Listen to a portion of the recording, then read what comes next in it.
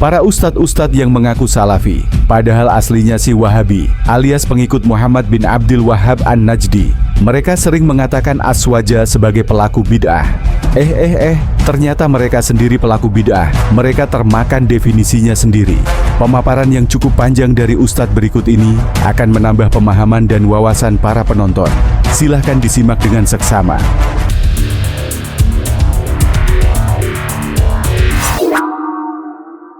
Rahmati Allah Subhanahu wa taala, ketika sebutkan Allahu badi'us samawati wal ard, kalimat ibda' Allah Subhanahu wa taala itu, kalau bid'ah yang disandingkan kepada Allah Subhanahu wa taala itu adalah ketika Allah melakukan sesuatu, betul-betul perbuatan itu tak ada sebelumnya, betul-betul sesuatu itu tak ada sebelumnya. Bila disebut Allah itu badi', maka Allah itu adalah Allah yang ada tanpa ada alat yang menyebabkan dia ada, tanpa ada bahan mentah sebelumnya, sehingga bahasa Al-Quran lam yalid wa lam yulad. Dan Allah Subhanahu wa taala dia ada tanpa proses waktu dan tanpa ada tempat.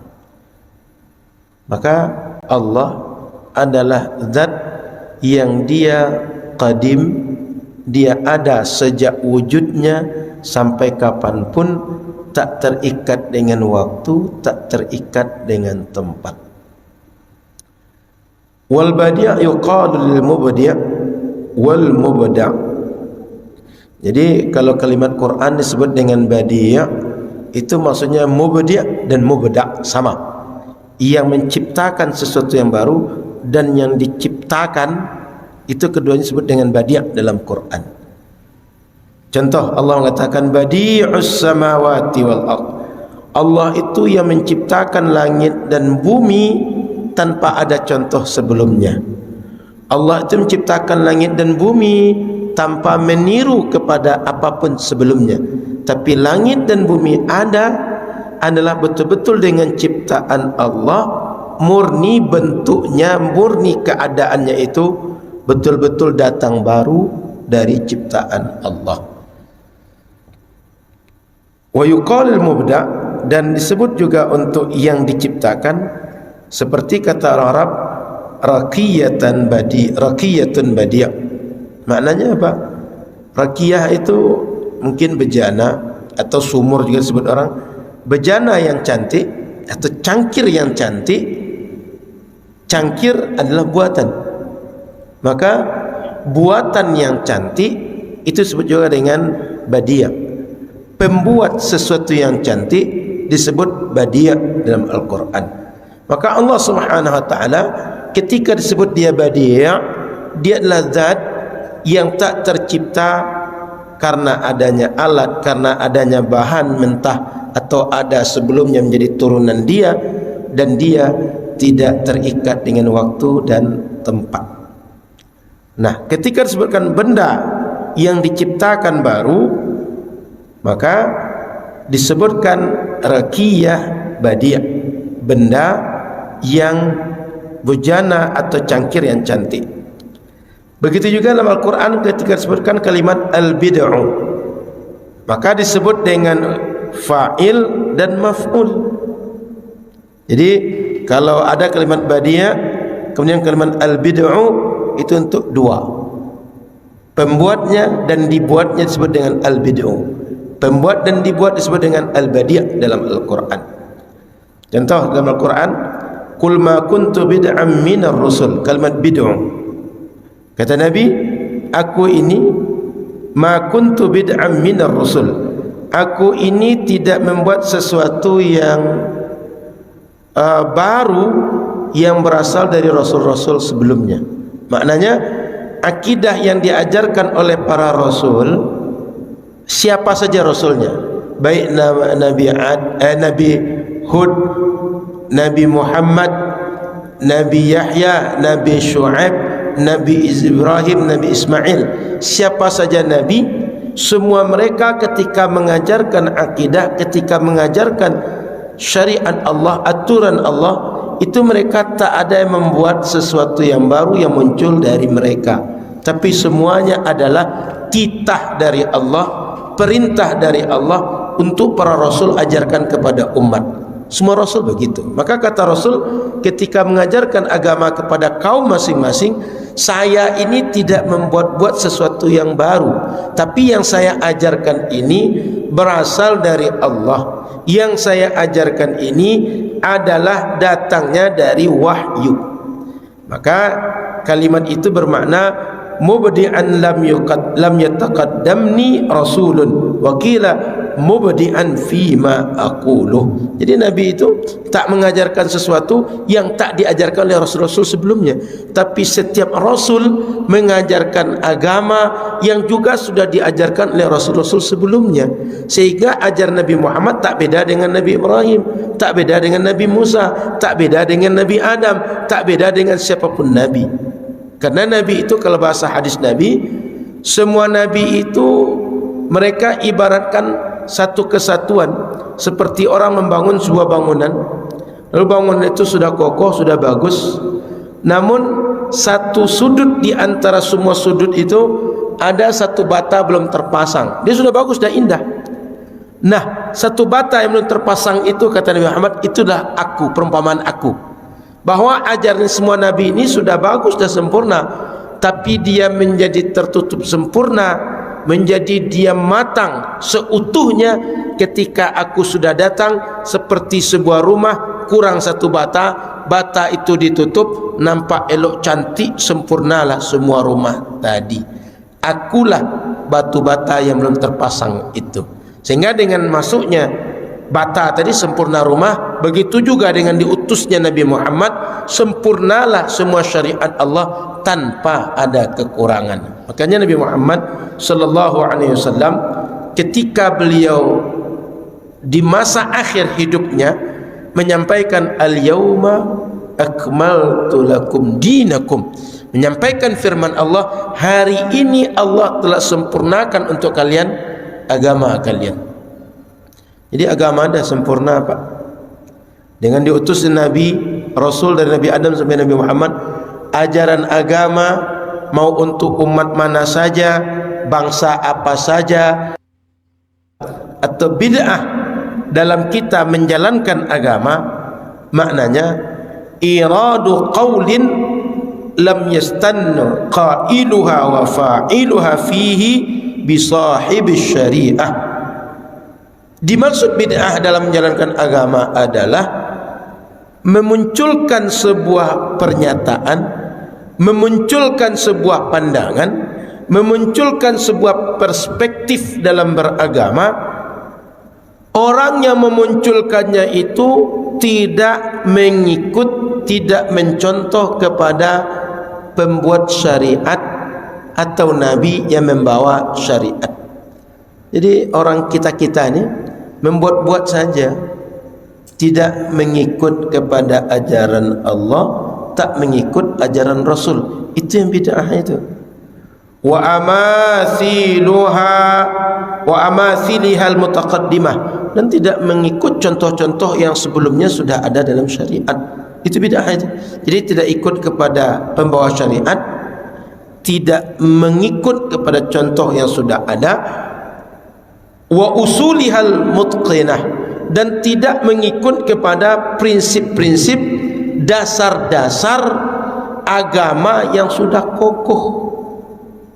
Jadi bid'ah itu memunculkan sebuah pandangan, memunculkan sebuah perspektif, memunculkan sebuah cara, memunculkan sebuah perbuatan, tidak mengikut kepada sahibus syariah, kepada pembawa ajaran syariat, juga tidak mengikut kepada contoh yang sudah ada dalam syariat, juga tidak mengikut kepada dasar-dasar prinsip-prinsip pokok ajaran syariat.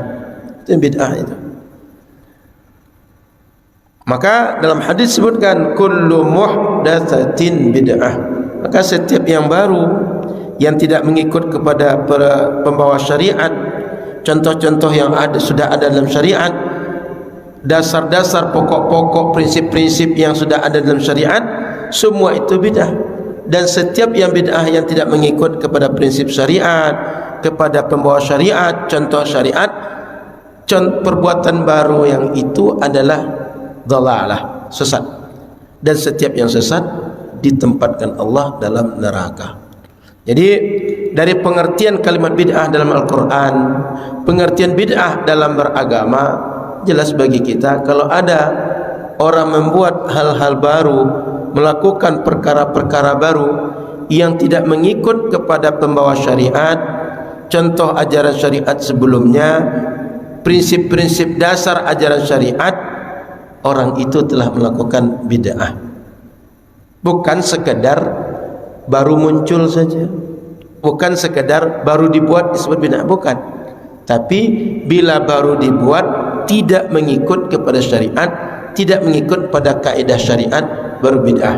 Maka waqala Ibnul Athir fi Nihayah, maka kata Imam Ibnul Athir dalam kitab Nihayah, al bid'atu bid'atan. Maka perbuatan baru itu terbagi dua, bid'atu huda wa bid'atu dalal. Bid'ah yang sesuai dengan petunjuk syariat, yang kedua bid'ah yang sesat, tak sesuai dengan petunjuk syariat.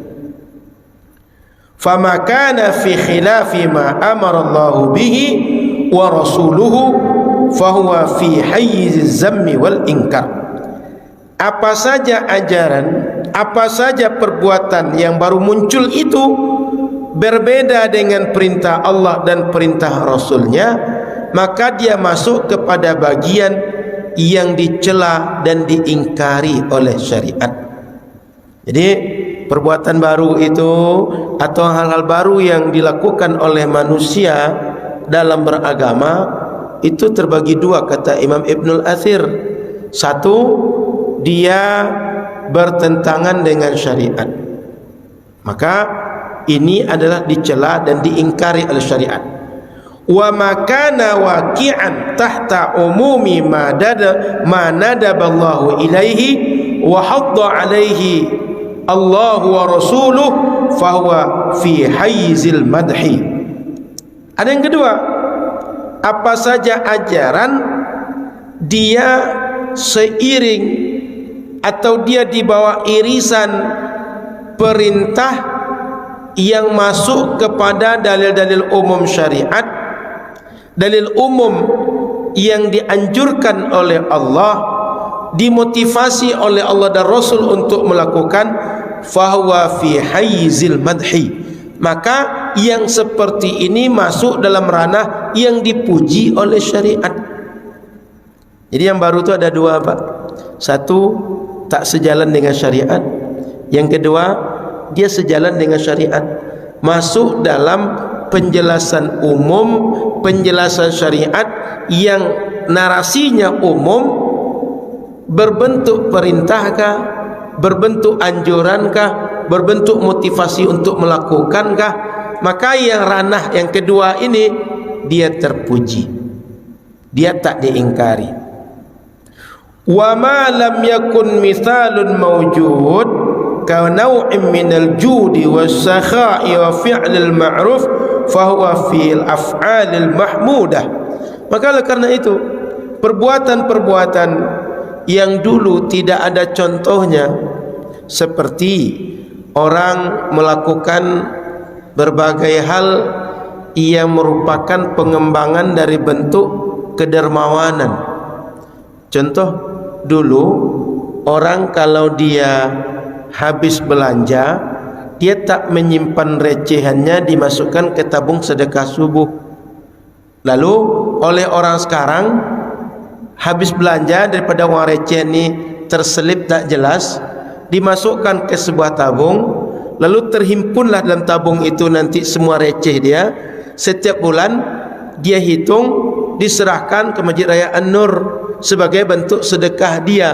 Lalu sedekah ini bisa digunakan untuk operasional Masjid Raya An-Nur, sedekah untuk anak yatim, sedekah untuk sosial di sekitar jamaah Masjid Raya An-Nur. Ini tak pernah dicontohkan Nabi. Uang receh sisa belanja disimpan lalu dijadikan sedekah. Ini kan baru, kreasi manusia baru. Atau dulu tak terfikir bagi orang kalau misalnya membagikan sedekah untuk orang berbuka itu, kita berdiri di pinggir jalan, dikemas paket perbukaan, lalu kita suguhkan pada setiap orang yang lewat.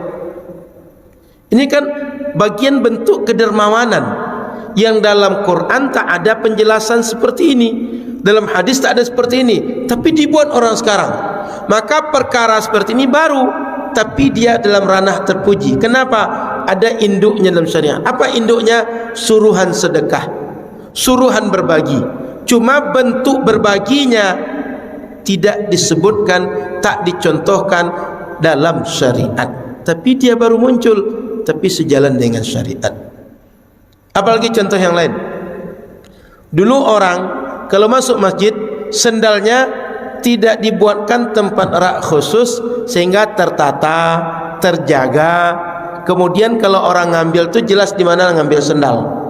Karena kita ini kadang-kadang pelupa, Pak, di mana taruh sendal tadi. Dengan dibuatkan tempat khusus, ini kan bentuk kedermawanan. Orang mengorbankan dirinya mengurus urusan orang lain. Maka sendal ketika ditaruh di rak, rapi dia, tertata, masjid nampak indah, bersih. Orang kemudian aman dan merasa aman dengan sendalnya, tak tercecer, tak dicuri orang karena ada yang jaga. Bentuk kedermawanan. Soal nanti bayar atau tidak itu urusan lain. Tapi rata-rata di banyak masjid itu tidak bayar, hanya sekedar kontribusi sedekah kepada masjid.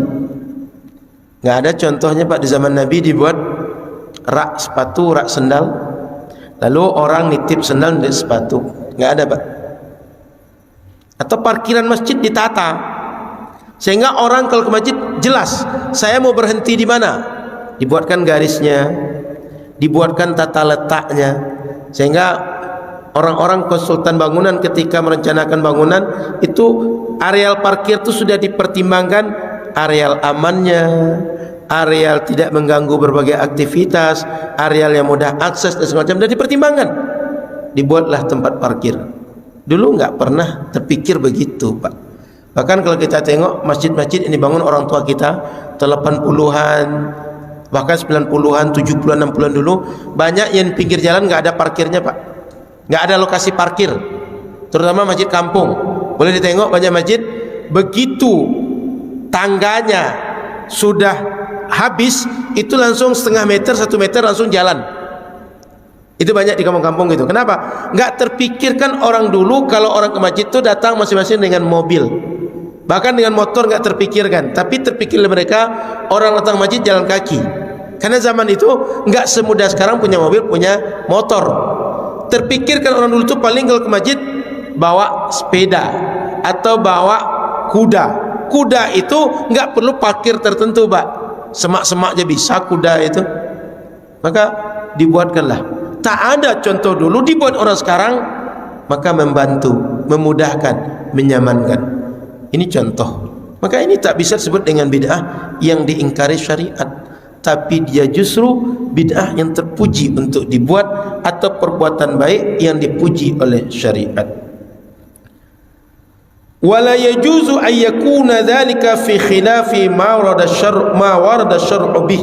Maka perbuatan-perbuatan baik itu tak boleh dia bertentangan dengan ajaran-ajaran yang dijelaskan syariat, baik berupa Quran atau hadis Nabi. Lianna an-nabiy sallallahu alaihi wasallam qad ja'ala lahu fi dzalika thawaba. Maka perbuatan-perbuatan baik yang muncul belakangan dia adalah sejalan dengan syariat. Nabi justru menggambarkan ini perbuatan yang diberi pahala, bukan perbuatan yang dianggap menentang syariat, bukan perbuatan yang dianggap jadi sebab dosa dan pelakunya diancam dengan neraka. Maka dalam hadis Nabi mengatakan, man sanna sunnatan hasanatan kana lahu ajruha wa ajru man amila biha. Siapa saja membuat perkara baru yang dia tak ada contoh sebelumnya dalam syariat, tak ada sesuatu yang sudah pakem dalam syariat, maka orang yang membuat baru tadi dia dapat pahala, dan orang yang mencontoh dia dapat pahala, serta orang yang dicontoh kecipratan pahala dari orang yang mencontoh. Begitu, Pak, meskipun dia tak melakukan. Kemudian sebaliknya Nabi menyebutkan, man sanna sunnatan sayyi'atan alaihi kana alaihi wizruha wa wizru man amila biha. Jadi perbuatan-perbuatan baru dalam agama ini Pak, tidak boleh bertentangan dengan syariat. Kalau bertentangan, dia dapat dosa, dan kalau ditiru orang berdosa, dan mengalir juga dosa orang yang meniru kepada orang yang ditiru. Oleh karena itu perbuatan baru dalam syariat tidak boleh bertentangan dengan syariat.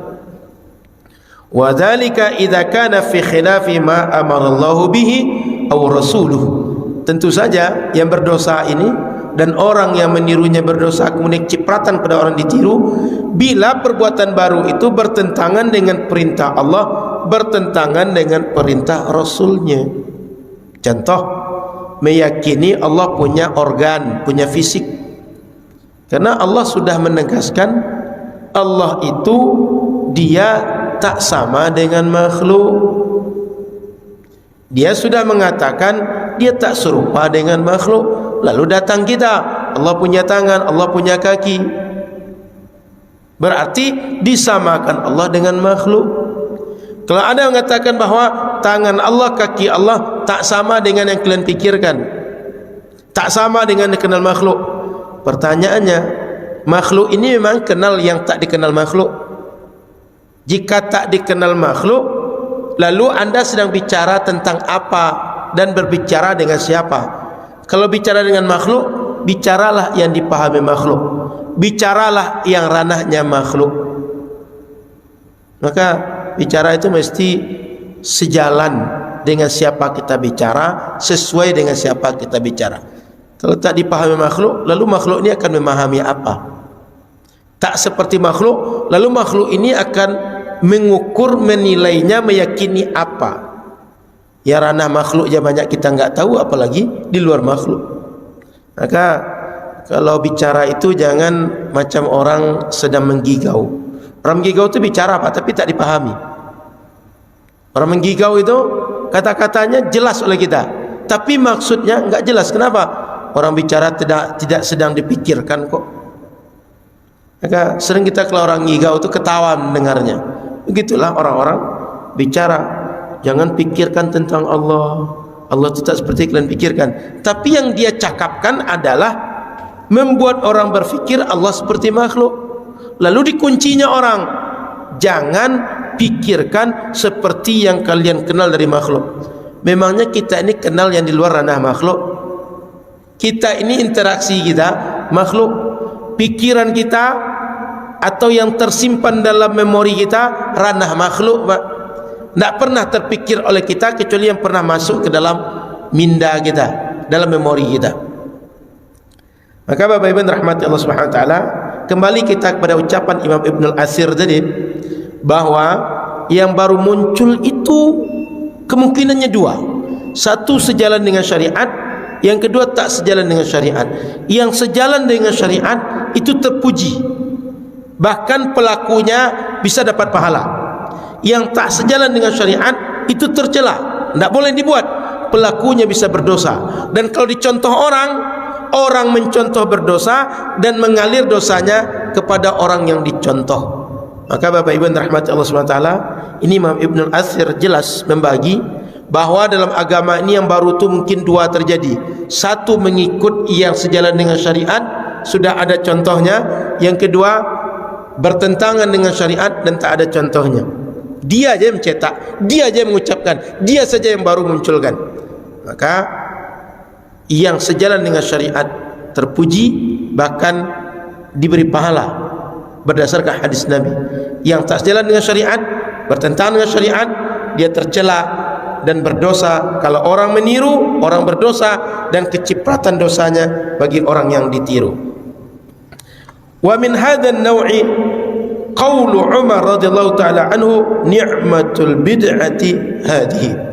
Maka di antara bentuk perbuatan baru muncul yang sejalan dengan syariat, pernyataan Sayyidina Umar bin Khattab, sebaik-baik bid'ah, sebaik-baik perbuatan baru adalah ini, kata beliau.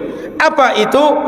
Lima kanat min af'alil khairi, karena salat tarawih yang beliau buat dengan sahabat itu adalah perbuatan baik di antara sekian perbuatan baik lainnya, dakhilatun fi hayyizil madhi, dan perbuatan yang dibuat Umar ini masuk dalam ranah yang dipuji syariat.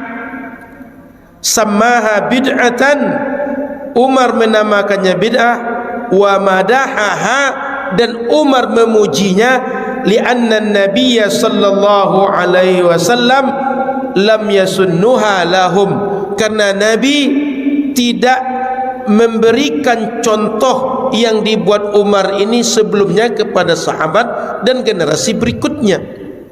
Maknanya solat sunnah tarawih 20 rakaat yang dibuat Umar kemudian dipujinya sebaik bid'ah adalah ini. Makna Umar itu adalah ini cara solat sunnah di malam bulan Ramadan yang tak dicontohkan sebelumnya oleh Rasul, tapi dia sejalan dengan syariat dan terpuji menurut syariat. Wa inna ma sallaha layali thumma tarakaha wa lam yuhafiz alaiha wa la jama'an nasa laha. Kata Umar, Nabi dulu di malam-malam Ramadan memang solat malam, tapi setelah beliau solat lalu sendirian kemudian berjamaah dengan sahabat berapa malam, beliau tinggalkan. Kemudian Nabi SAW tidak menjaganya setiap malam berjamaah seperti yang dibuat oleh Umar setiap malam berjamaah dengan sahabat, dan Rasul tak sengaja mengumpulkan orang. Wala kanat fi zamani Abi Bakrin, dan yang dibuat Umar itu juga tak ada di masa Abu Bakar. Wa inna ma Umaru jama'an nasa 'alaiha wa nadabahum ilaiha fa bihadza sammaha bid'ah. Hanya Umar yang memulai, sengaja mengumpulkan sahabat dalam satu jamaah, satu imam, dibuat berjamaah setiap malam, tak ditinggalkan lagi. Itu hanya Umar yang buat seperti itu. Maka Umar menamakan ini bid'ah. Wa hiya 'alal haqiqah sunnah, padahal hakikat yang dibuat Umar ini sunnah. Saya ulang, ketika Umar dengan sahabat salat tarawih 20 rakaat berjamaah satu imam dan dibuat setiap malam, kata Umar tarawih macam ini bid'ah. Kenapa Umar nyebut bid'ah? Sebab Rasul tidak melakukan seperti yang dibuat oleh Umar. Khalifah Abu Bakar tak membuat seperti yang dibuat oleh Umar.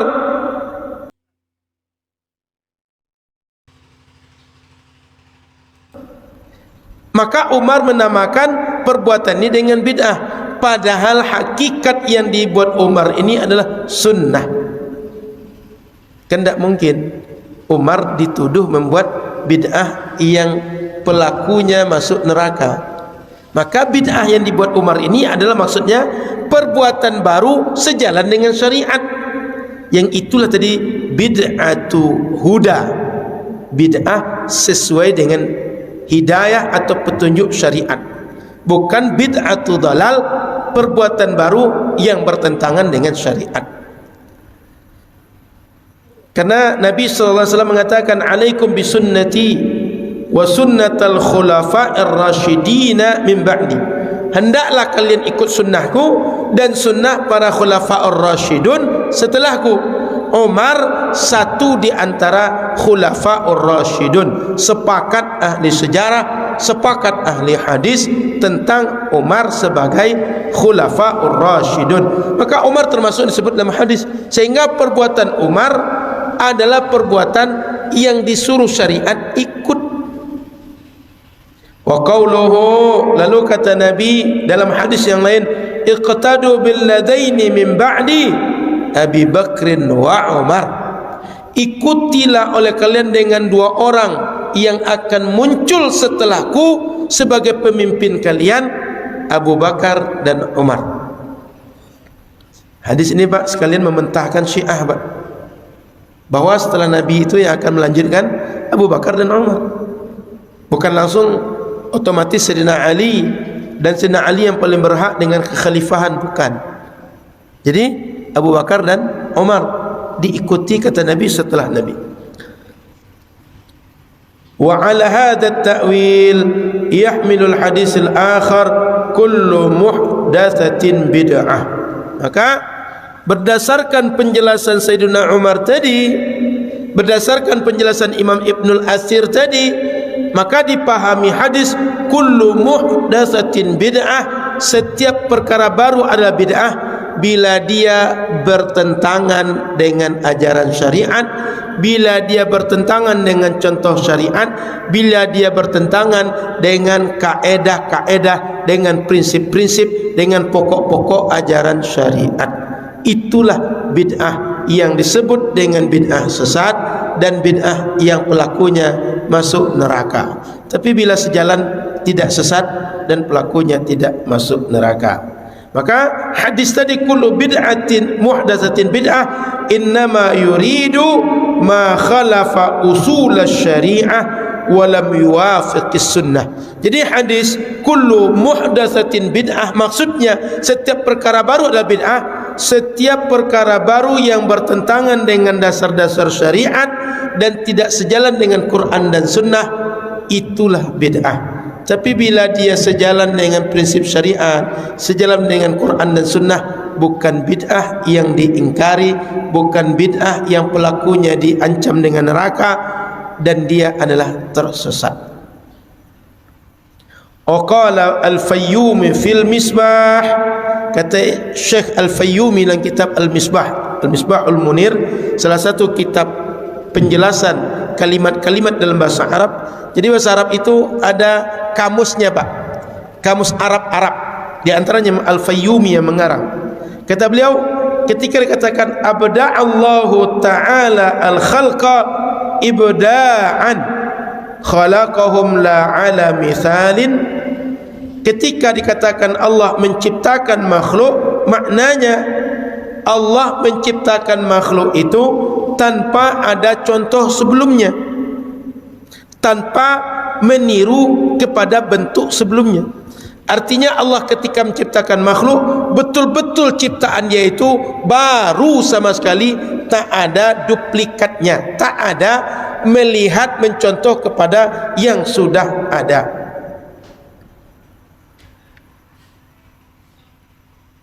Maka Bapak Ibu yang dirahmati Allah Subhanahu wa taala, kata beliau wa abda'anhu ay istakhrajathu wa ahdathathu. Ketika dikatakan abda'anhu, menciptakan, memunculkan yang baru, artinya mengeluarkan atau memunculkan sesuatu yang tak ada sebelumnya sehingga muncul, tapi bentuk baru ini betul-betul tak ada sebelumnya. Wa minhu qila, maka ada kalimat abda'a ini lil halatil mukhalafah bid'ah. Maka setiap perkara yang menentang syariat, setiap perkara yang tak sejalan dengan syariat, disebutlah bid'ah. Karena sama dengan penciptaan Allah tadi, tak ada contoh sebelumnya. Begitu juga orang membuat dalam agama, mestinya kalau kita buat agama ini ngikut kepada Allah dan Rasul. Sekarang tak ikut Allah dan Rasul, berarti membuat yang baru. Maka sama, ketika Allah menciptakan sesuatu tak ada contohnya, bid'ah. Ketika manusia membuat sesuatu, mengatakan itu agama, tapi tak mengikut kepada pembuat agama atau pengajar agama, maka sebut dengan bid'ah. Kesamaannya sama-sama munculkan yang baru, tak ada contoh sebelumnya. Thumma ghalaba isti'maluha fima huwa naqsun fid din aw ziyadatun lakin qad yakunu ba'daha ghairu makruh. Kemudian kalimat bid'ah ini sudah menjadi kalimat familiar, digunakan untuk mengatakan kekurangan atau tambahan dalam agama. Namun perlu dipahami, sebagian yang kurang atau tambah tadi dia tak disukai, dia tak diperkenankan oleh syariat. Fayusamma bid'atan mubahatan. Maka perbuatan baru yang dia sejalan dengan syariat, bukan diingkari syariat, disebut bid'ah mubahah. Wa huwa ma syahida li jinsi aslun fi syar'i, yaitu setiap perbuatan baru yang perbuatan induknya atau perbuatan dasarnya atau perbuatan yang dicontoh atau pemikiran utamanya itu sudah ada syariat menjelaskan. Seperti tadi bentuk kita kedermawanan membagi sedekah berbuka. Sedekahnya diajarkan syariat, tapi cara bersedekahnya, teknisnya baru muncul belakangan. Au iqtadathu maslahatun yandafi'u biha mafsadah, atau sebuah perbuatan baik yang kita buat dia adalah maslahat yang menutup segala mafsadah yang muncul, segala hal yang bertentangan dengan syariat. Artinya hal-hal yang sesuai dengan maslahat meskipun tak disebutkan secara tertulis, secara literal oleh syariat, tapi ada contoh sebelumnya atau ada pemikiran dasar sebelumnya dan dia maslahat sekarang, boleh dibuat. Kahtijabil khalifah an akhlaqin nas, seperti di zaman Imam Ibn al-Athir itu dibuat raja itu punya pengawal, punya penjaga, punya asisten, punya ajudan. Tujuannya apa? Agar jangan sampai raja itu langsung bercampur baur dengan orang, sehingga orang tidak tahu mana raja, mana khalifah, sehingga diperlakukan orang sama, dicolek sembarang coleknya semua orang, sehingga khalifah ini enggak dihormati. Khalifah ini tidak menjadi sesuatu yang mahal, yang tinggi, lalu orang segan, kemudian orang ikut titahnya. Maka dibuat ada asisten, ada ajudan, ada hajib istilahnya dahulu. Wa fil qamusi wa syarhihi, dalam kitab Al-Qamus. Jadi kalau tadi Imam Al-Fayyumi dalam kitab Qamus berbeda lagi. Ini kitab kamus Arab juga. Wal bid'atu bil kasri al hadatsu fid din ba'da al ikmal. Bid'ah itu membuat dalam agama setelah sempurna. Wa minhul hadis, maka dijelaskan oleh hadis, iyyakum wa muhdatsatil umur, kalian jangan sekali membuat perkara yang baru dalam agama. Fa inna kulla muhdatsatin bid'ah, karena setiap yang baru itu bid'ah. Wa kullu bid'atin dalalah, setiap yang bid'ah sesat. Au hiya qaulul Laits, ini dalam ucapan Imam Al-Laits. Wa qaulu Ibnu Sikkit, dan ucapan Ibnu Sikkit, al bid'atu kullu muhdatsah, bid'ah itu setiap yang baru.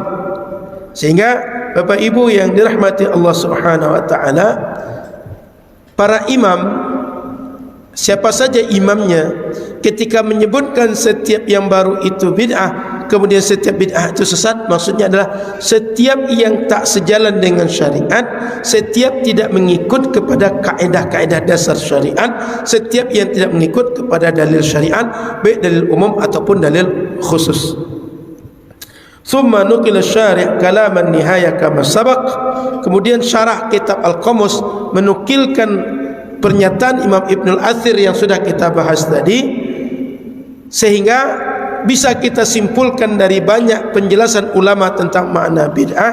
Yustakhlasu mimma sabaq anna kulla muhdatsatin bid'ah fil lughati wasyar'i, bahwa setiap yang baru disebut bid'ah secara bahasa dan syariat. Wa annal bid'ata fi 'urfi syar'i, tapi perlu dipahami bahwa bid'ah dalam pengertian syariat, bahwa bid'ah yang definitif dalam syariat nau'ani, ada dua, mahmudah wa madmumah, terpuji dan tercela. Jadi Pak, secara umum menurut bahasa, menurut agama, setiap yang baru adalah bid'ah. Tapi kemudian ketika kita masukkan kepada istilah syariat, yang dimaksud bid'ah itu adalah setiap yang dia bertentangan dengan Quran dan Sunnah, setiap yang bertentangan dengan kaedah-kaedah agama, setiap yang bertentangan dengan ajaran syariat yang sudah ada sebelumnya. Kalau tak bertentangan, tak disebut dengan bid'ah yang tercela dan pelakunya diancam masuk neraka. Maka jelas para ulama salaf, para ulama yang diikuti umat, para ulama otoritatif sudah menjelaskan bahwa perbuatan baru itu ada dua, Pak, sejalan dengan syariat atau tidak. Maka yang sejalan dengan syariat tidak bid'ah, yang tak sejalan dengan syariat itulah bid'ah. Lalu Kalau orang bertanya, apakah setiap yang baru adalah bid'ah? Tidak. Tapi setiap yang baru yang bertentangan dengan syariat, bid'ah. Setiap yang baru tak bertentangan syariat, tidak bid'ah. Maka mimbar apakah bid'ah? Tidak. Kenapa? Dia baru muncul tapi tak bertentangan dengan syariat. Apakah pengajian setiap Selasa subuh bid'ah? Tidak. Karena baru muncul tak bertentangan dengan syariat. Apakah mengadakan pengajian dengan live streaming bid'ah? Tidak. Dia baru muncul zaman ada Facebook, tapi dia tak bertentangan dengan syariat. Maka Bapak Ibu rahmati Allah, apakah pakai peci, pakai songkok, pakai apa saja istilahnya di kepala bid'ah? Tidak. Kenapa? Sudah ada ajaran syariat menutup kepala. Ada namanya qalansuah, ada namanya imamah. Sudah ada di zaman Nabi. Sehingga bentuknya apakah dibuat dari benang, apakah disulam atau yang lain, itu baru. Tapi dasarnya penutup kepala sudah diajarkan Nabi, sudah disunnahkan Nabi sallallahu alaihi wasallam. Maka Bapak Ibu rahmat Allah Subhanahu wa taala, kalaulah setiap yang baru muncul bid'ah, maka tempat-tempat duduk yang dibuatkan di masjid oleh sebagian orang, kalau Bapak Ibu pergi ke masjid-masjid di Saudi atau sebagian masjid seperti Al-Badar di Rumbai, ada dibuatkan macam sandaran seperti sandaran sofa. Itu enggak dibuat Nabi, tapi dia maslahat. Apa maslahatnya? Kalau orang tua berumur ingin duduk iktikaf lama-lama berzikir, itu akan membantu mereka bisa duduk lama-lama. Itu baru muncul Pak di Pekanbaru, baru Masjid Al-Badar yang di Rumbai yang dibuat oleh Wahabi itu yang ada. Maka jika baru muncul dia bid'ah, sandaran sofa yang ada di Al-Badar, yang ada di banyak masjid di Saudi dan di Arab, itu bid'ah Pak. Tapi kita tak menyebut itu bid'ah. Kenapa? Itu baru muncul dan tak bertentangan dengan syariat. Tapi justru maslahat yang membantu umat untuk makin taat dan memperbanyak mengerjakan yang sunnah. Wallahu a'lam. Kedepan kita masuk kepada ma'rifatullah, mengenal Allah melalui sifat-sifat Allah. Akan kita bahas sifat wajib bagi Allah, sifat mustahil, sifat jaiz bagi Allah. Semoga manfaat. Subhanakallahumma bihamdika, asyhadu an la ilaha illa anta, astaghfiruka wa atubu ilaika. Assalamualaikum warahmatullahi wabarakatuh.